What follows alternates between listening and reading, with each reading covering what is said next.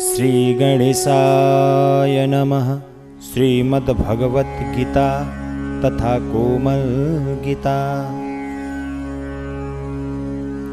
नेपालीले बुझौँ कृष्ण गीता का धर्म को गति। गीता कोमल गीता को गान गर्दै यथामथि। अर्जुन विषाद योग। महाराज धृतराष्ट्र को प्रश्न। धृतराष्ट्र भन्नुहुन्छ,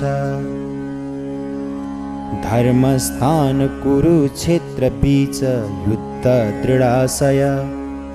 कुरु पाण्डवले फेरि के गरे भन सञ्जय।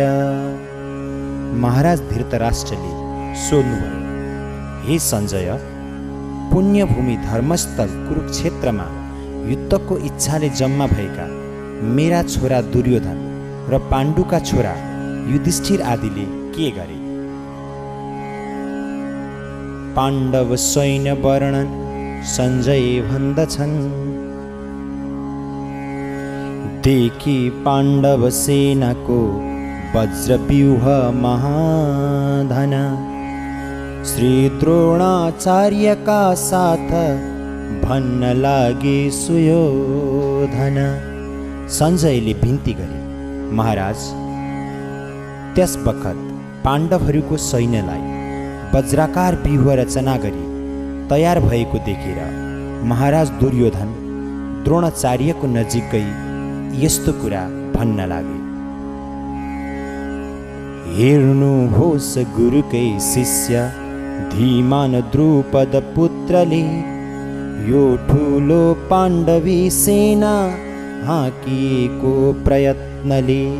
हे आचार्य गुरु, पाण्डवहरूको यो ठुलो सैन्यलाई हेर्नुहोस्, जसको व्यूह रचना हजुरका बुद्धिमान शिष्य द्रुपदका छोरा धृष्टद्युम्नले गरिएको छ।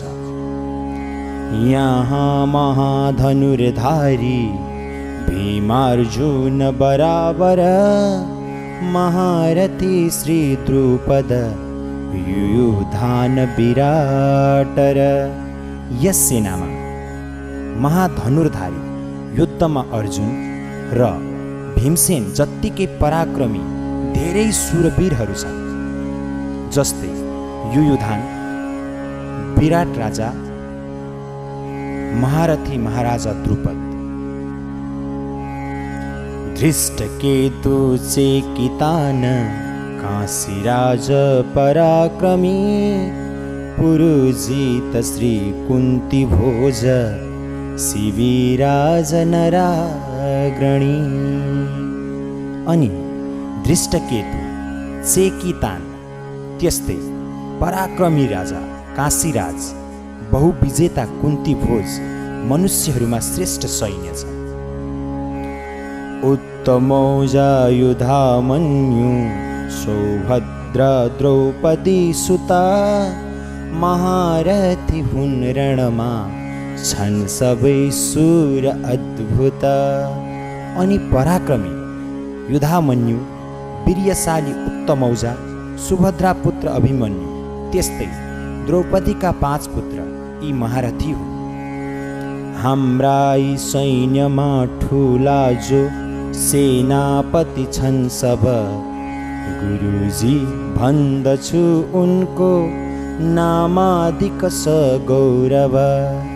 हे ब्राह्मणमा श्रेष्ठ, हामी तर्फका सेनामा जो प्रधान सेनापति छन् तिनका नाम पनि चिनाउनका लागि म हजुरलाई सुनाउँछु, राम्ररी सुन्नुहोस्। हजुर भीष्मजी, कर्ण, अश्वत्थामा, विकर्ण र भूरिश्रवा, कृपाचार्य, समितिञ्जय, दुर्धर। पहिला स्वयं हजुर भीष्म पितामह, कर्ण, युद्धमा विजयी कृपाचार्य, अश्वत्थामा, विकर्ण र सोमदत्तका पुत्र भूरिश्रवा। अरू पनि म भन्दामा गर्ने प्राण समर्पण। शस्त्रास्त्र युद्ध मर्मज्ञ लडाका छन् करोडन। त्यस्तै यी बाहेक धेरै जसो अरू पनि सुरवीरहरू मेरा निमित्त प्राण दिनलाई तयार छन्। यी सब नाना प्रकारका शस्त्रास्त्र चलाउनमा सिपालु र युद्धमा प्रवीण पनि छन्। भीष्मले हाकिएको यो हाम्रो सैन्य अगाध छ, थोरै छ पाण्डवी सेना जसको नायक भीम छ। यस किसिमको यो हाम्रो सैन्य जसको रक्षा स्वयं भीष्मले गरेका छन्। अपर्याप्त असङ्ख्यात छ, परन्तु ती पाण्डवहरूको त्यो सैन्य जसको रक्षा भीमसेनले गरेका छन् पर्याप्त छन्। फौजमा दुर्योधनको आज्ञा, प्रवेशद्वार सारामा आफ्नो ठाउँ लिकन तपाईहरूले गर्नु भीष्मकै अवरक्षण। यस बखत तपाईहरू सबैले आफ्ना आफ्ना तोकिएका सैन्यका भित्र सैन्यका भिन्न भिन्न प्रवेशद्वारहरूमा बसेर सेनापति भीष्म पितामहको नै जताततैबाट रक्षा गर्नुहोस्। यस्तैमा उनमा हर्ष बरसाई भीष्म वीरले, सिंहनाद गरी शङ्ख बजाए खूब जोरले। यस प्रकारले दुर्योधनको द्रोणाचार्यसँग कुरा भइसकेपछि दुर्योधनलाई हर्ष गराउँदै महाप्रतापशाली कुरुवृद्ध पितामह सेनापति भीष्मले सिंहकै समान ठुलो गर्जना गरेर लडाईँको सुरु सूचना गर्ने आफ्नो शङ्ख बिगुल बजाए। त्यो साथै शङ्ख कर्णाल नगरा ढोल मादल, बजे सङ्ग्रामका बाजा घन्क्यो भुवन मण्डल।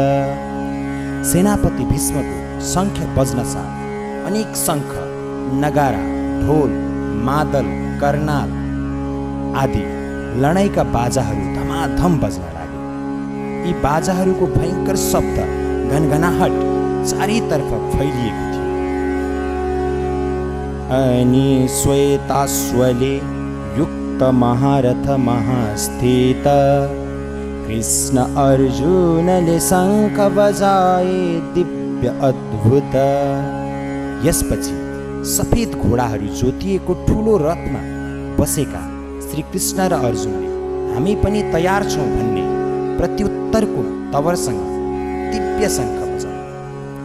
श्री कृष्णले पाञ्चजन्य देवदत्त किराटले, पौण्ड्र नाम महाशङ्ख बजाए वीर भीमले।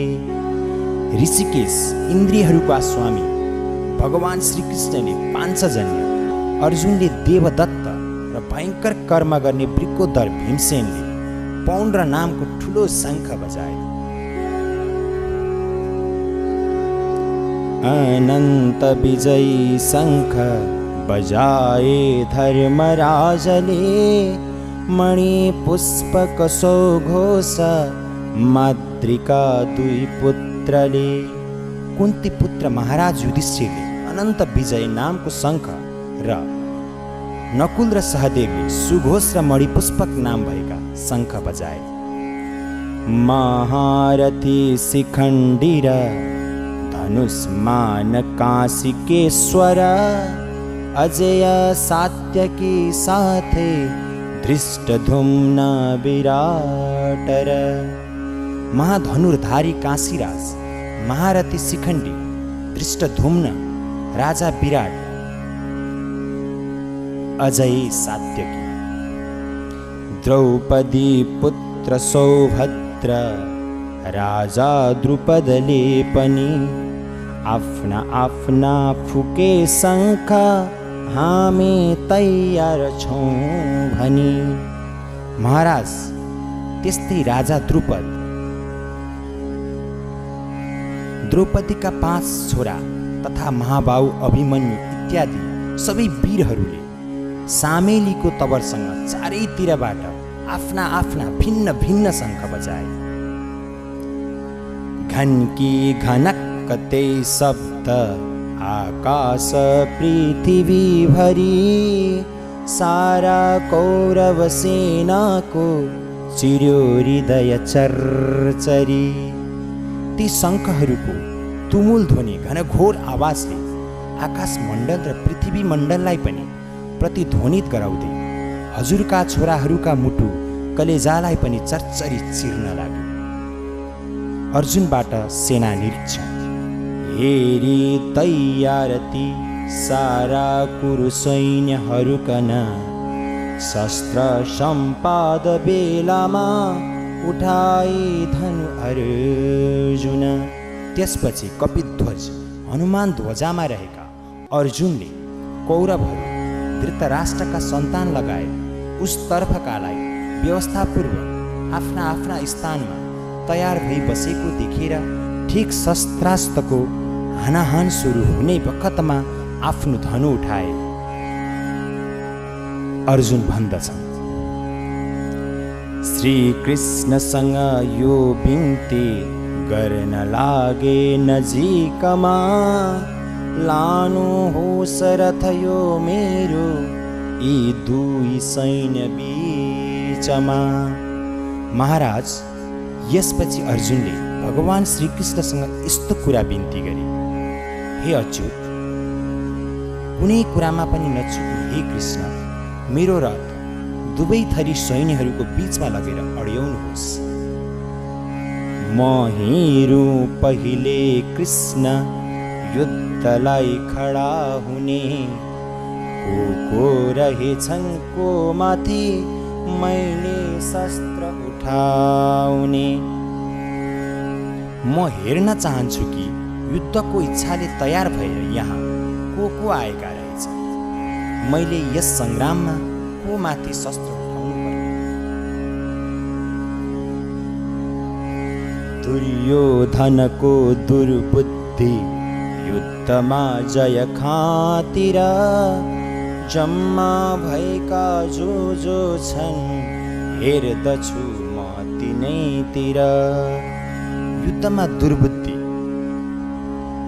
अर्काको अंश जबरजस्ती अठ्याउन चाहने दुष्ट बुद्धि भएको दुर्योधनको कल्याण चाहने जो लडाकाहरू यस सेनामा आएका छन्, ती युद्ध गर्ने सबैलाई म हेरौँ। सञ्जय भन्दछन्, यस्तो अर्जुनले बिन्ती गरिएका नरोत्तमा, ती दुवै सैन्यको बीच राखे रथ उत्तम।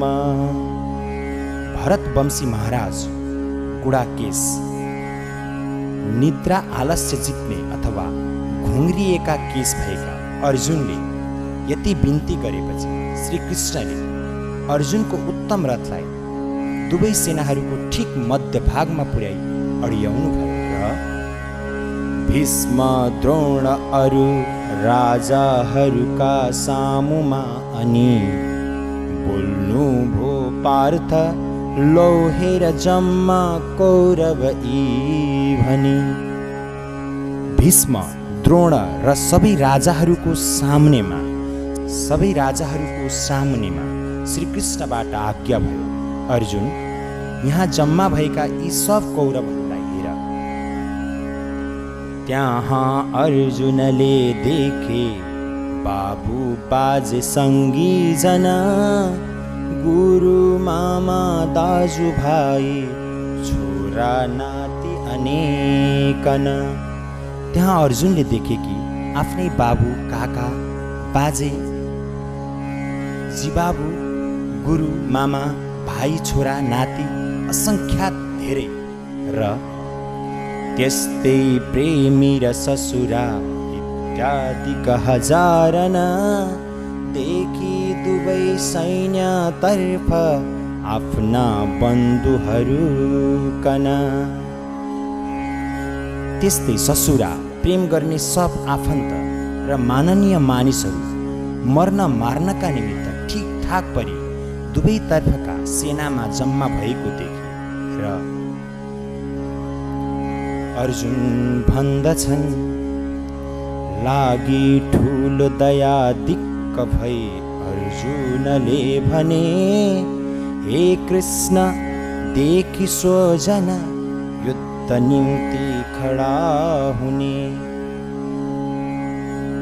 त्यस बखत माया लागि कुन्तीका पुत्र अर्जुन खिन्न हुँदै भन्न लागे, हे कृष्ण, युद्ध गर्नको इच्छाले यहाँ जम्मा भएका यी आपस्त बन्धु वर्गहरूलाई देखि र मेरा अङ्ग सबै गल्छन्, मुख अत्यन्त सुक्दछ, शरीरमा कम्प हुन्छ, रोमाञ्च पनि आउँछ। मेरो शरीर अङ्ग प्रत्यङ्गहरू सबै गल्दछ, मुख पनि सुकिरहेको छ, शरीर पनि थरथरी काप्न लागेको छ, शरीरमा रोमाञ्च हुँदैछ।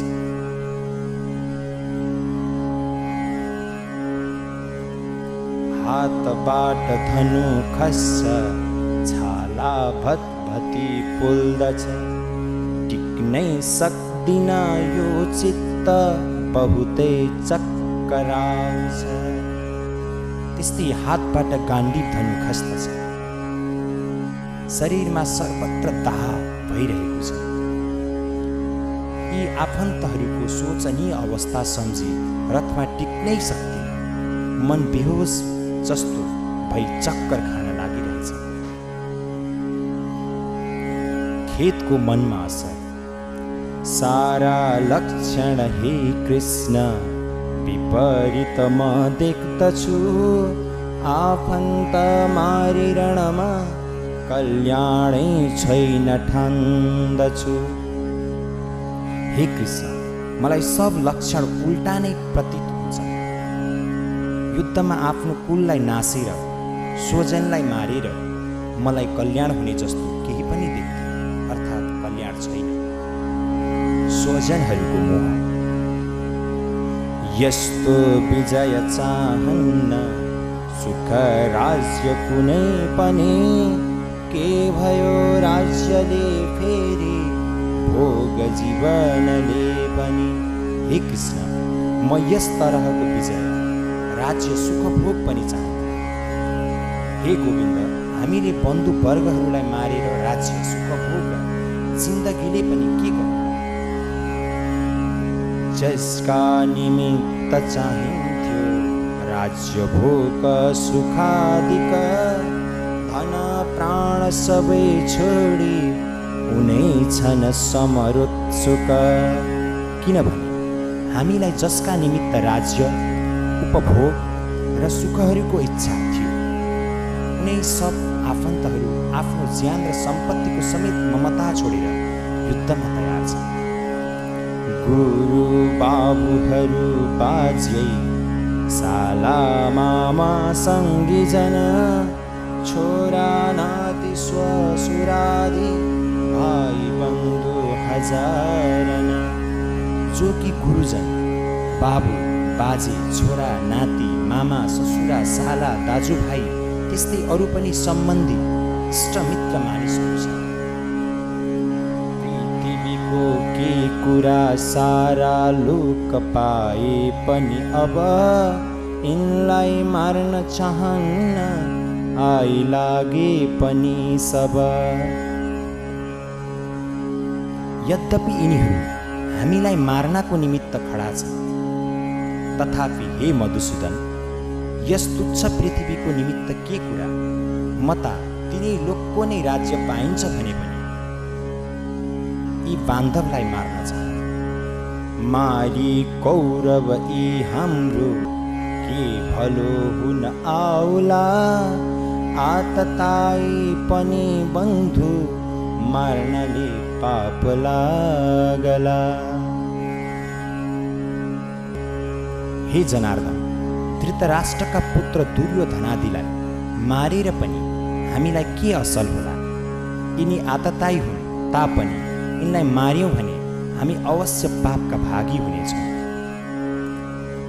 तसर्थ हामीले मार्न हुन्न आत्मीय बान्धव, कसो गरी सुखी हौला बन्धु मारेर माधव। त्यसकारण हामीले आफ्ना बान्धव धृतराष्ट्रका पुत्रहरूलाई मार्नु योग्य हुँदैन, किनभने हे माधव, आफन्तलाई मारेर हामी सुखी कसरी हुँदा? कुल क्षय र मित्रद्रोह हुन ता यिनी देख्दैनन्, बसमा परिलोभको यो मित्रद्रोहको पाप, यो दोष कुलनाशको।